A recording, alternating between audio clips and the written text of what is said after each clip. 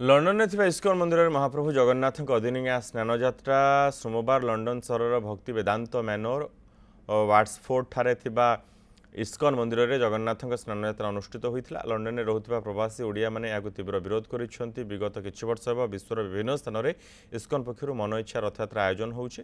London Odia समाज तीव्र विरोध कर विश्वर समस्त जगन्नाथ प्रेमी यहाँ तीव्र निंदा करने सह अदिनिया रथयात्रा स्नानयात्रा करुवा इस्कन विरोध में कठोर कार्यानुष्ठान नेबाकू दाबी होइछे।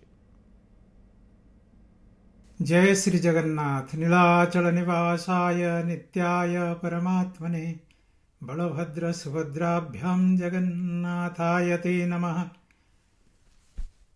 देखंतु पुणी थरे बारंबार सतर्क देला परे लंडन रे थिबा इस्कन अदिनिया स्नान यात्रा करछि।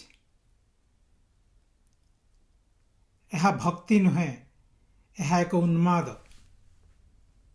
भक्ति परंपरार पालन करे, भक्ति शास्त्रर पालन करे, भक्ति मर्यादार पालन करे। एमाने ए सबु किछि करि नाहंती।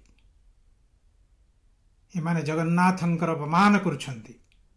वर्ष पर वर्ष बीती जाउछि। आ केते सहिब ओडिया जाति।